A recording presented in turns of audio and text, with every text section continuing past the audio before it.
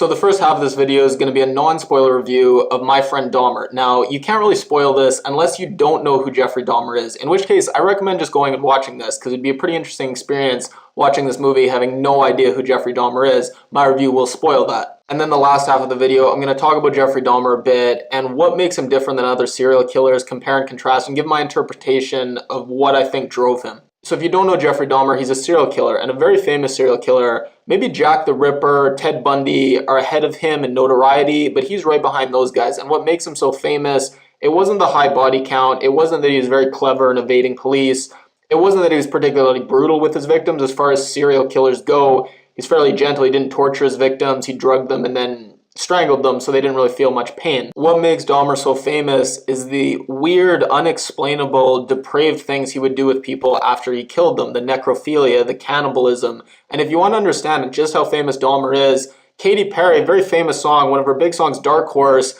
Juicy J, who featured on it, actually says, "I'll eat your heart out like Jeffrey Dahmer." That was a big song playing in clubs. You probably heard it. So given the subject matter of this movie and our fascination, rightly or wrongly, with serial killers in general and Dahmer in particular, it's a very interesting movie, but is it any good? Now, the casting is great. Ross Lynch is playing Dahmer. The look is there, but also the way he acts. He's able to convey this mix of sensitive shyness and timidity, but also hulking intimidation that's quite impressive.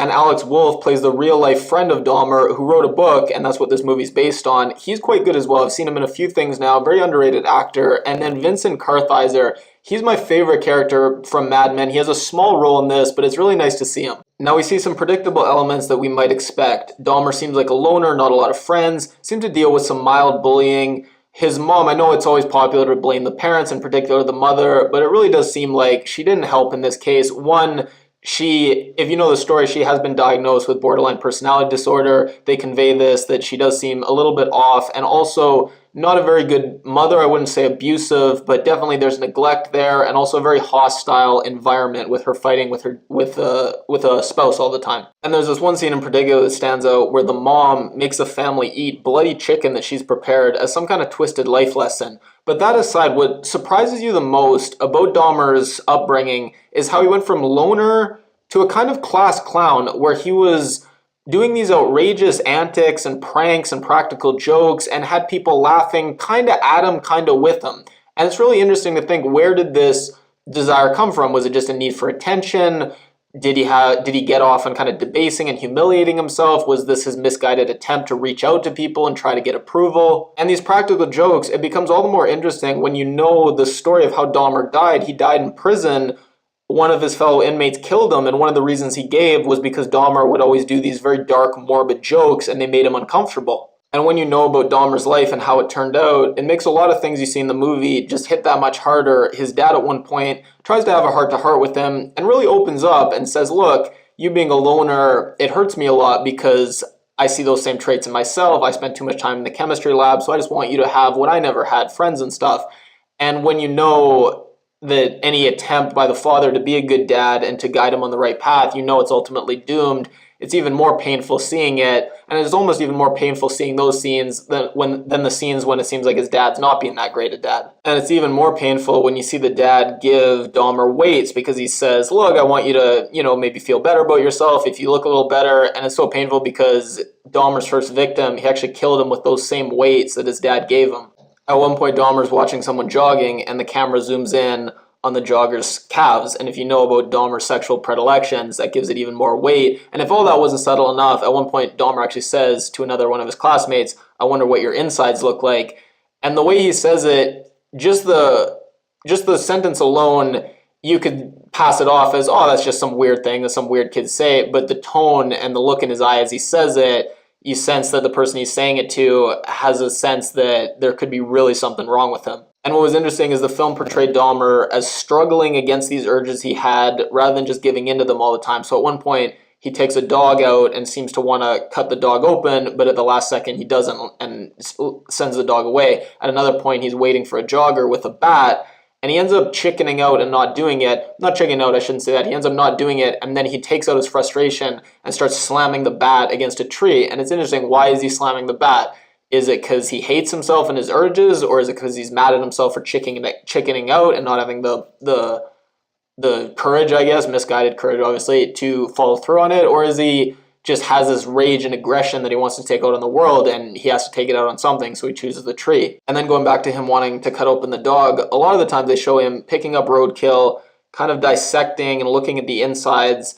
And it's interesting, it almost seemed like Dahmer felt there was some kind of an emptiness in him, something lacking, and him trying to look in these animals in a perverse way. He was trying to look for some kind of heart or soul to try to see what that was like. And then what's also interesting is after he would dissect these animals, he would dissolve them in acid, and he was able to have access to acid and knowledge of it from his dad, who was the chemist, and later on he would use this knowledge and these chemicals to dissolve dead bodies of people as well. Now, last thing I'm going to talk about with respect to the movie itself is the morality of making a movie like this. Now, I think there's a couple issues at play that you have to be careful with. One is respect for Dahmer's victims, and then two is not glamorizing or glorifying him at all, so more people might follow in his footsteps. And I do think there is a real danger with all these movies, TV shows, everything else about serial killers that creates a kind of mystique and a kind of serial killer chic that I don't think exists with most other heinous crimes and criminals. I don't think the same chic exists with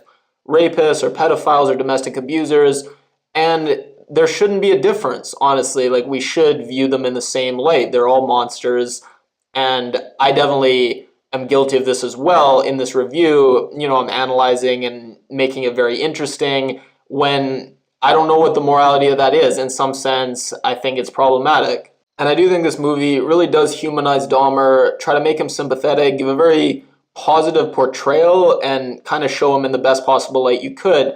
Now, usually I'm fully in favor of humanizing almost everyone and all types of criminals, and I think that most people, rather than cracking down on them, I think oftentimes forgiveness really is the best, no matter how heinous crimes are.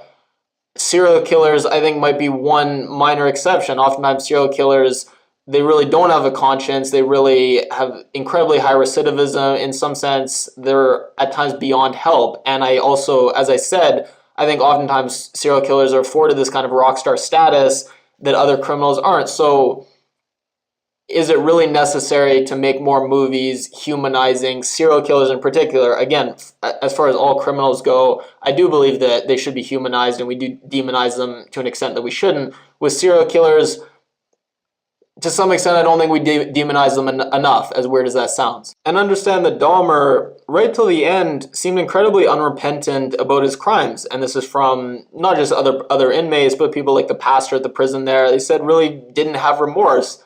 So I don't know, and even just the articles that I read about this, a lot of them use the term origin story. And it may not seem like a big deal, but to some extent you're associating these serial killers with these larger-than-life superhero figures by using that term. So I just think, I don't know, I think you do have to be careful about how you talk about serial killers. And again, it's important to talk about them because it is important to understand the darkest aspects of the world and try to get a handle on it. But I do think you have to talk about it in a certain way, and you know, we just have to be aware of how we're talking about things. So now I'm going to talk a bit about what makes Dahmer different than other serial killers and try to get an idea of just why he did these heinous, horrible things. One important distinction is that Dahmer's not a sadist. He didn't really seem to... A sadist is someone who enjoys the pain of others and takes pleasure in causing other people pain or seeing other people in pain. Now, as I mentioned earlier, Dahmer, he got it down to exact science where he would try to get these dead bodies so he could do things with them in the easiest possible way. Other serial killers, they seem to like the chase and the struggle and the challenge. Dahmer, it was very clinical. He would invite someone back to his home and say, look, I'll pay you to take some naked photographs. Immediately, once they were back at his home, he would drug them and then he would strangle them while they were completely knocked out with the drugs. It seemed like for him, it wasn't about the killing itself. The killing was just a means for him to get these bodies. And actually, before he started killing people, Dahmer had the idea of just digging up people from graves, but he said just practical reasons, the ground was too hard, he wasn't able to do it, and that's what led him to have to kill. And the reason he had to keep killing more and more people, again, it was a practical concern where the bodies would just decompose and he couldn't keep them around anymore, he had to get rid of them.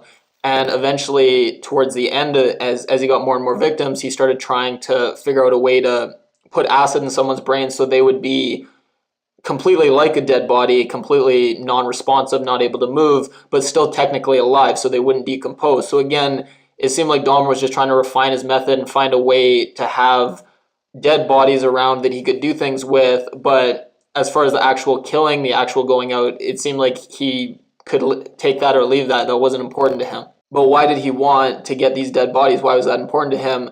Dahmer seemed to have this really weird mix of an intense desire to be close to people and have intimacy, but also crippling issues of anxiety, self-doubt, self-loathing, self-hatred, and fears of abandonment that made actual relationships with people and actual intimacy way too painful for him. And initially, Dahmer would have sexual relationships with other men, and he would also rape men in the army. He was actually a rapist.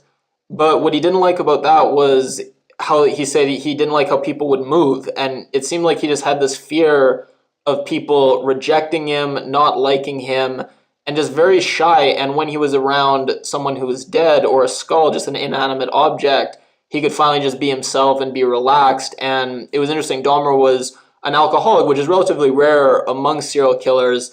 And he would drink before he would go out and meet these people and bring them back. And in some sense, it wasn't that the drinking it wasn't that he drank so he would have the courage to actually kill the person. He was probably fine with that. Probably just going out and just having a conversation with someone, that initial meeting, that was probably terrified him, and probably he drank just to overcome that. So knowing what we know about Dahmer, could things have gone a different way? Could things have been different? Was Dahmer just born destined to do these horrible crimes? Or if he lived in a different society, had different parenting, and was raised differently, could things have been different?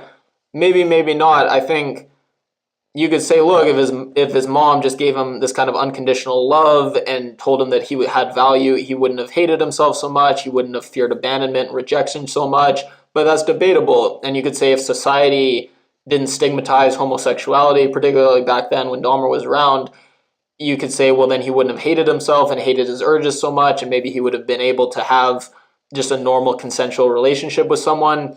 But again, to some extent, the outlook with Dahmer seems pretty bleak, that he was just born with a certain toxic mix of traits, and those traits led him to do such heinous things.